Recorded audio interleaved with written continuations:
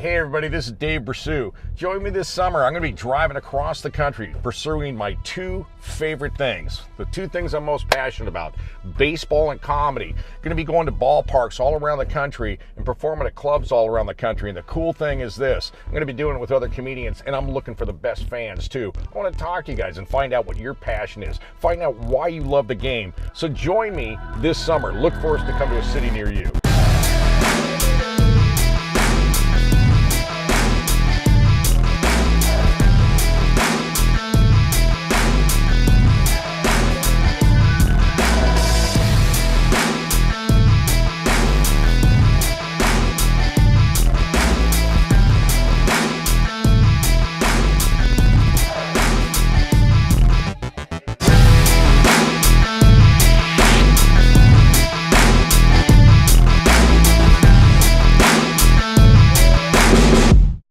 Is this the place to be? Is Cleveland where people should come visit? Yeah!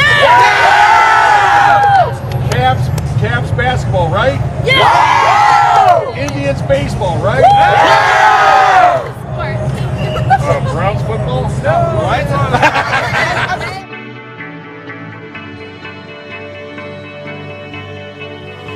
Have you been to Cleveland before? No. Never been to Cleveland, so this will be the first time you'll be entering.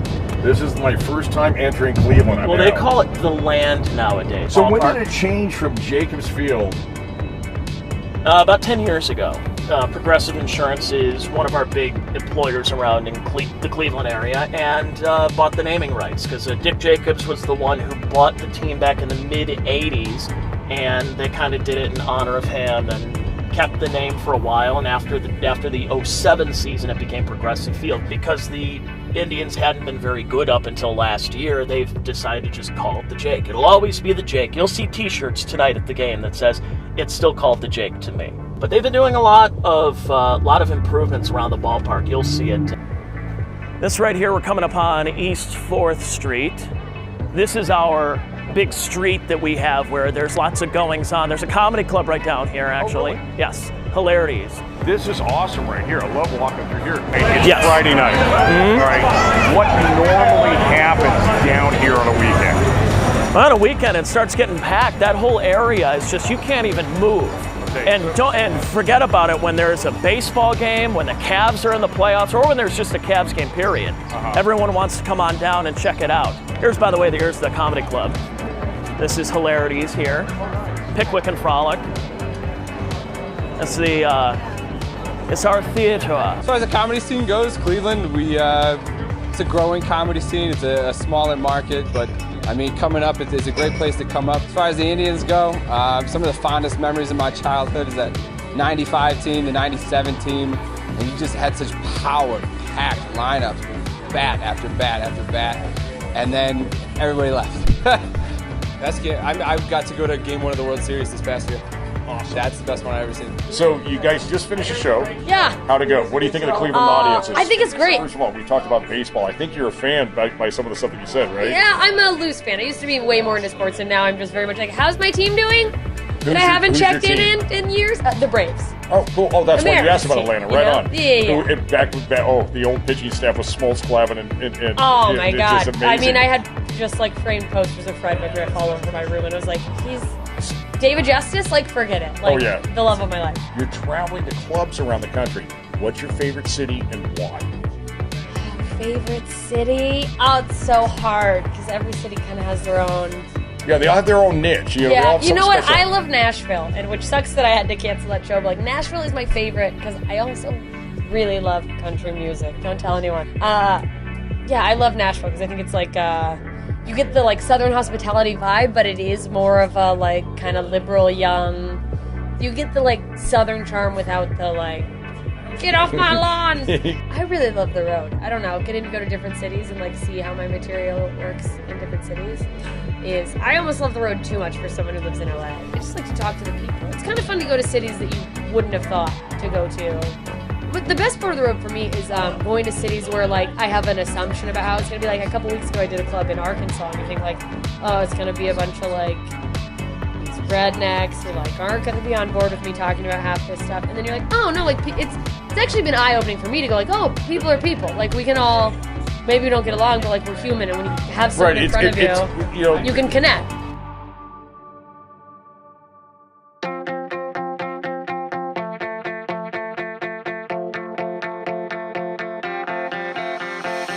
Hey guys, this is Dave Bressoud for Touch 'Em All Comedy and Baseball Tour. We got a great show for you today. We're at Progressive Field in Cleveland, and I got a real treat for you. I am with comedian Tony Mazur, and not only is he a comedian, he's an on-air radio personality here in Akron, and he's also works with MLB. You're the guy. I'm the guy. He's the guy. I'm just the guy. He is the guy that when they tell you how far a home run is, it's because of Tony, right? Allegedly. Tony is a hardcore Indians fan, knows everything about the ballpark, and he just reminded me of something.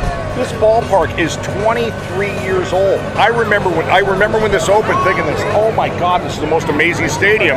And now to think it's because of the resurgence of baseball in the United States, this is one of the older ballparks now. Yeah, and the resurgence of like this downtown development and the renaissance of trying to get people downtown, it's like a social atmosphere. You'll see people that probably aren't even baseball fans that just want to be a part of it. So let's talk about your comedy. Okay. How long have you been doing your comedy? I've been doing comedy about 3 years now. Okay. I've been doing radio longer. I got into comedy because I just wanted to be in the center of attention. And how am I going to do it when I'm not on the radio? Well, I don't want to start a podcast. How about I go on stage?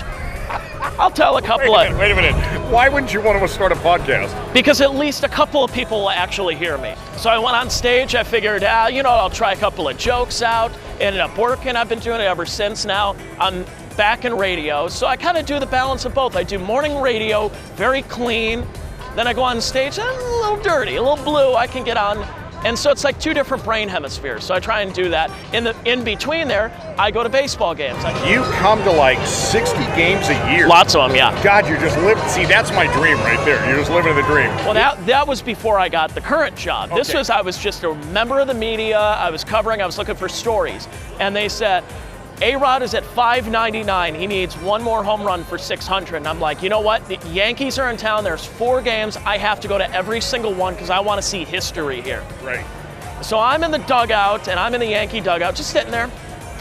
And A-Rod sits next to me. Mark Teixeira sits on the other side of me. And who's walking over here is Derek Jeter. And I'm thinking to myself,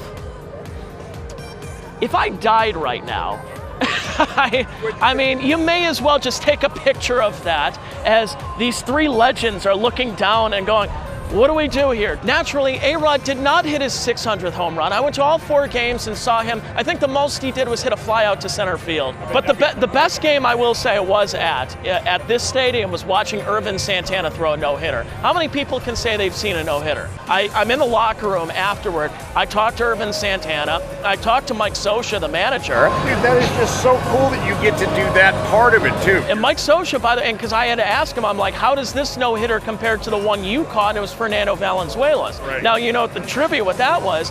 Valenzuela threw his no-hitter, I believe the same day Dave Stewart threw his no-hitter. Okay. So Stewart throws his over at the Sky Dome, and then Valenzuela the same night at Dodger Stadium. So it was amazing how that ended up happening. The only time 2 no-hitters have happened on the same day. All right, you guys, we got to get inside. Let's go check it out. Let's do it.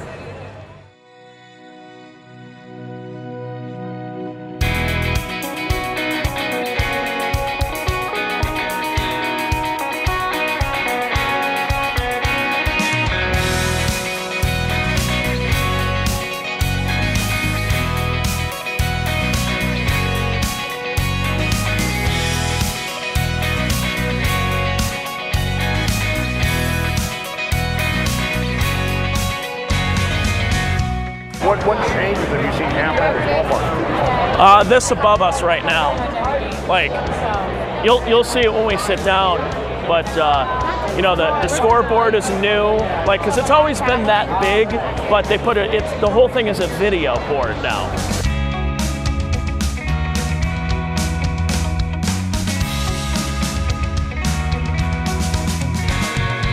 What is this right here? Pierogies. And then we got red cabbage, horseradish, and what kind of dog is it? All beef hot dog. All beef hot dog. All right. But the red cabbage is soaked absolute. Red cabbage is soaked in absolute. All right. But Well, that means it's going to be absolutely wonderful. Oh my God. Welcome to Cleveland. Freaking killer.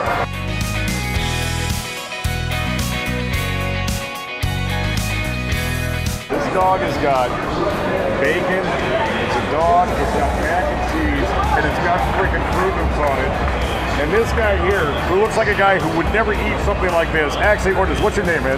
Will. Will, I'm Dave, and I am a former paramedic, so if you do have going to full cardiac arrest, I do know what to do. Yeah, because that's, dude, that's just crazy. So let me ask you this. So is this your first time smoking pot, or what's going on with this? I mean, because this is definitely a stoner's kind of thing. I even know where you begin.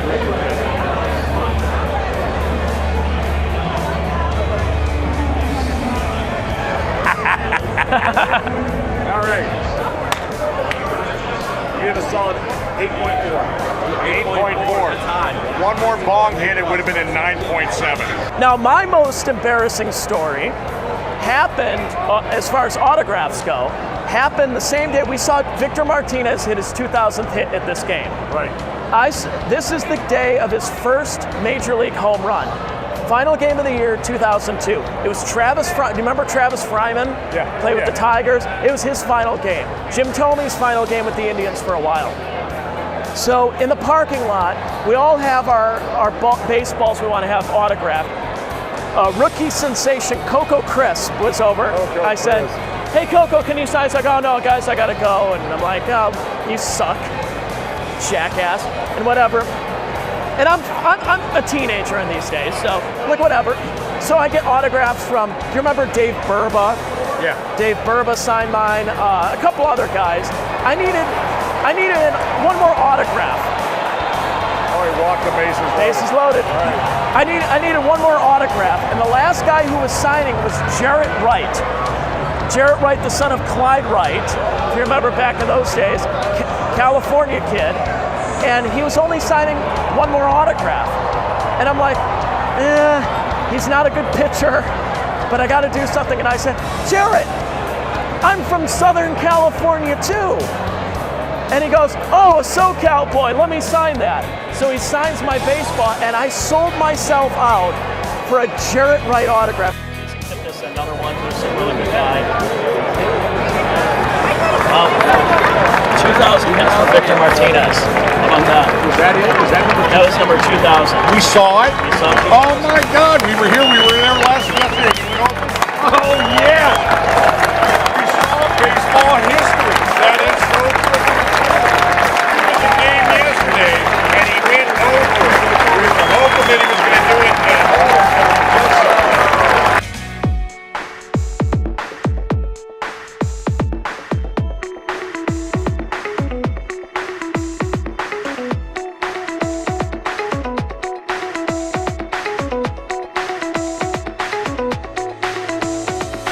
So yeah, here we are with this. These are the folks that are in the Hall of Fame.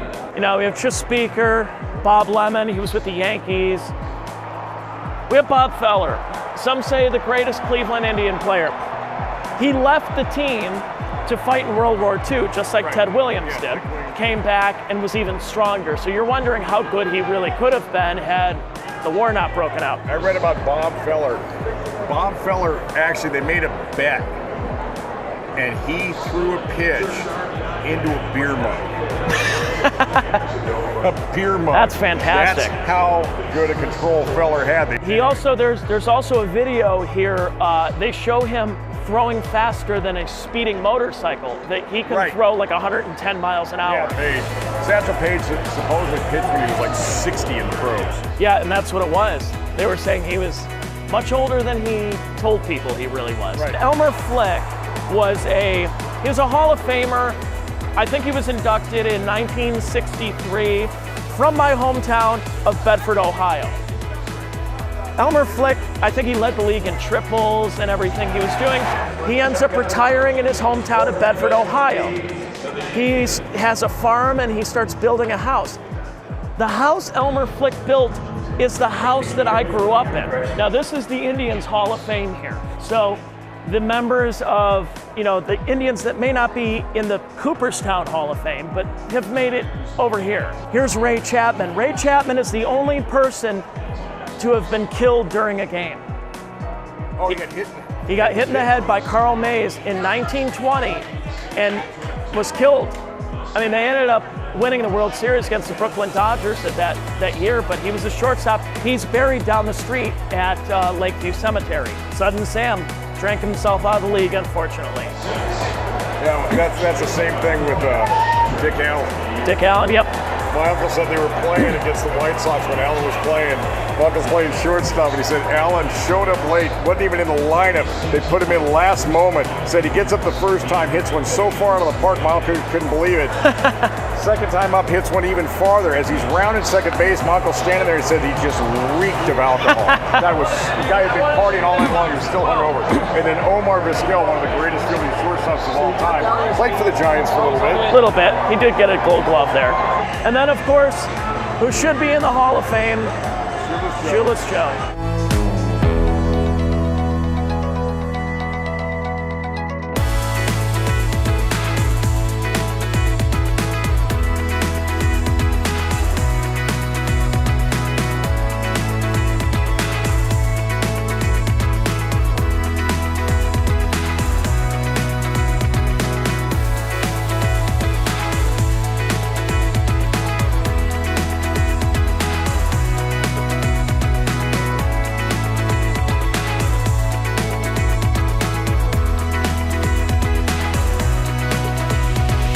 Wrapping up here at Progressive Field in Cleveland, Ohio. We are here on the Gateway Plaza right now, in between Quicken Loans Arena and Progressive Field. The Indians with an 11-2 victory here tonight. Near sellout crowd. We had fireworks. We had the Rock and Roll Hall of Fame themed music that was going on.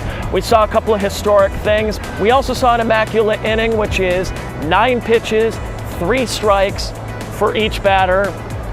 End of the inning. Carlos Carrasco did that in the 5th inning. So it's a pretty cool thing here. You know what? I got to say this, Tony. First of all, thank you. No problem. All the time going around and actually getting shown around a ballpark by a guy who knows the ballpark incredibly well. It's nice to be the guy that's not showing somebody else around the ballpark for once. We were up high and low. We were everywhere. Great ballpark, great fans, beautiful downtown area. Can't say enough about this ballpark. It was just a good time all the way around. Matter of fact, everybody in the stadium was really cool. We even got a free hot dog. How cool is that? That was great. Yeah, that was cool. I can't even get a free hot dog. We're going to go out and check out some more things now, talk to some fans some more. Again, what a hell of a tour where you got to the stadium. I hope you guys enjoyed it. So you guys stick around. Make sure you tune in more for Touch 'Em All Comedy and Baseball Tour. This has been Dave Bressoud with Tony Mazur. We're out of here. You guys big Indians fans? Let me hear you. Yeah!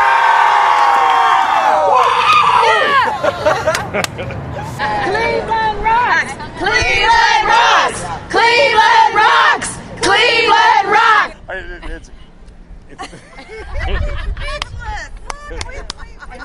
This is Ladies Gone Wild.